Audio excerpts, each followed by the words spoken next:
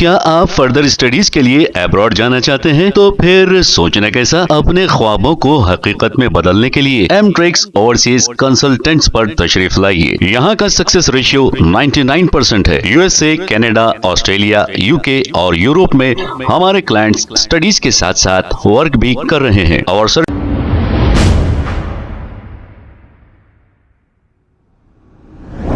अस्सलाम वालेकुम नाजरीन, 7H न्यूज सच को रखे आपके आगे। सैयद सफदर अली मूसावी ने यह कहा कि ओल्ड सिटी के नौजवानों को यह चाहिए कि जज्बाती तकरीरों की जरूरत नहीं। असेंबली और पार्लियामेंट की ये स्पीचेस सुनिए।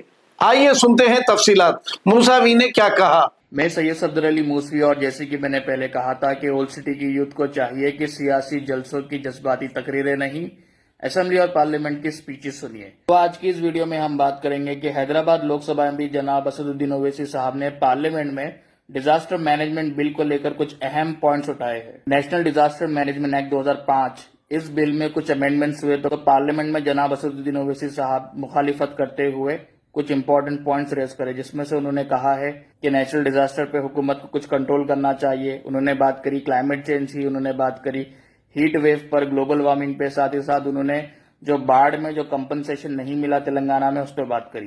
तो इसी के ऊपर वीडियो में आज हम बात करेंगे। पार्लियामेंट में डिजास्टर मैनेजमेंट एक्ट बिल की मुखालिफत करते हुए असदुद्दीन ओवैसी साहब ने यह कहा कि प्रीवियस गवर्नमेंट अगर कोई फंड्स को यूटिलाइज नहीं कर रही है तो उसका पेनल्टी मौजूदा हुकूमत पे नहीं पड़नी चाहिए। बहुत ही सही बात उन्होंने कहा है। दूसरा इंपॉर्टेंट मौजूद उन्होंने ये बताया है कि हुकूमत को चाहिए, गवर्नमेंट ऑफ इंडिया को चाहिए कि जितने भी ये फ्लड्स या सुनामी जो आते हैं उस पर कंट्रोल करे।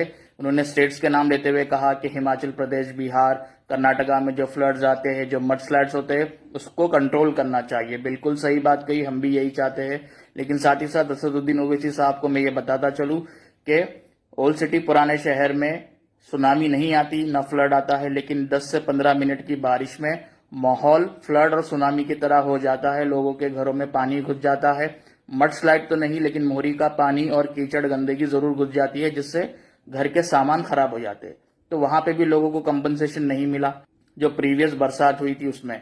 और एक और बात मैं यहाँ पे बताता चलूं कि असदुद्दीन ओवैसी साहब क्लाइमेट चेंज, हीट वेव और ग्लोबल वार्मिंग की बात करें तो मैं जरूर पूछना चाहूंगा असदुद्दीन ओवैसी साहब को कि तेलंगाना में जो बीआरएस की हुकूमत थी, जब वहां पे जियो 111 को स्क्रैप करने की बात चल रही थी तो आपने मुखालिफत क्यों नहीं की? आपने कोई एहतजाज दर्ज नहीं करा? जियो 111 तो यही चाहता है ना कि जितने भी तालाब है, जाड़ है, पेड़ पौधे है और नेचुरल वाटर बॉडीज है उसको सेव करे, उसको प्रोटेक्शन करे। लेकिन उसको स्क्रैप करने की बात की गई थी तो तब आपने कुछ नहीं कहा। उसी के साथ साथ आपको मैं ये भी बताता चलूं कि तेलंगाना हाईकोर्ट का न्यू प्रीमाइसेस के लिए 100 एकड़ जमीन ऑक्यूपाई करने की जब बात चल रही थी तो वहां पर हजारों लाखों पेड़ काटने की बात हुई, उस पर भी आपने कोई ऑब्जेक्शन नहीं कहा। और पार्लियामेंट में आपने गवर्नमेंट ऑफ इंडिया से ये रिक्वेस्ट भी करी कि एनडीआरएफ के जो फंड्स होते हैं उसको बढ़ाना चाहिए। तो बेशक हम भी बराबर बोलते हैं कि उसको बढ़ाना चाहिए, और साथ ही साथ स्टेट डिजास्टर रिस्पांस फोर्स का जो स्टेट का सब्जेक्ट है उसमें भी फंड में इजाफा होना चाहिए। क्योंकि ओल्ड सिटी पुराने शहर में जब भी बरसात होती है, मानसून का सीजन होता है, तो लोगों को बरसात की वजह से जो ओल्ड सिटी पुराने शहर में जो नुकसान होता है जानो माल का, उसके लिए भी कुछ ना कुछ पहल होनी चाहिए। और अगर मैं सिर्फ हैदराबाद डिस्ट्रिक्ट की बात करूं तो 960 वाटर बॉडीज में से तकरीबन 396 वाटर बॉडीज एंक्रोच हो चुके। और अगर एयर क्वालिटी की बात करेंगे हैदराबाद की, तो एयर क्वालिटी इंडेक्स हर साल जो है कम होते जा रहा है, हैदराबाद का खराब होते जा रहा है एयर पोल्यूशन की वजह से। एक स्टडी रिसर्च ये भी बताती है कि 5 से 6% की लोगों की मौत सिर्फ बैड क्वालिटी एयर की वजह से हुई है हैदराबाद में। तो तब साहब आप क्लाइमेट चेंज की बात, तब आप हीट वेव की बात क्यों नहीं कर रहे थे? तो हैदराबाद की एयर क्वालिटी को कंट्रोल करने के लिए इतने सालों में आपने कोई इकदाम क्यों नहीं उठाए?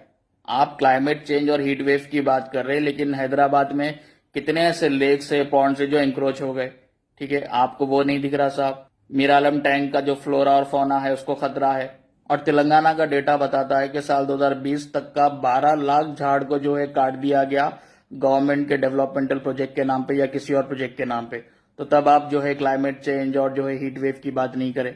और खैर लास्ट में इतना ही बोलना चाहूंगा कि जितनी बेबाकी से पार्लियामेंट में इस इश्यूज पे बात हो रही है, उतना ही जोरों से इम्प्लीमेंटेशन ओल्ड सिटी पे भी हो। क्या आप फर्दर स्टडीज के लिए अब्रॉड जाना चाहते हैं? तो फिर सोचना कैसा, अपने ख्वाबों को हकीकत में बदलने के लिए एमट्रिक्स ओवरसीज कंसल्टेंट्स पर तशरीफ लाइए। यहाँ का सक्सेस रेशियो 99% है। यूएसए, कनाडा, ऑस्ट्रेलिया, यूके और यूरोप में हमारे क्लाइंट्स स्टडीज के साथ साथ वर्क भी कर रहे हैं। और services free profile evaluation, spot listing of universities based in eligibility, application processing, visa mock and guidance, free counselling and admissions and accommodation assistance. हमारा पता मातृश्री अपार्टमेंट अपोजिट जोडियो, बशीरबाग रोड, हैदराबाद। मोबाइल 9581987528। खबर है शहर की, खबर है गाँव की, खबर है सारी दुनिया की। 7H न्यूज पसंद आए तो लाइक कीजिए, शेयर कीजिए और सब्सक्राइब करना ना भूलें। 7H news.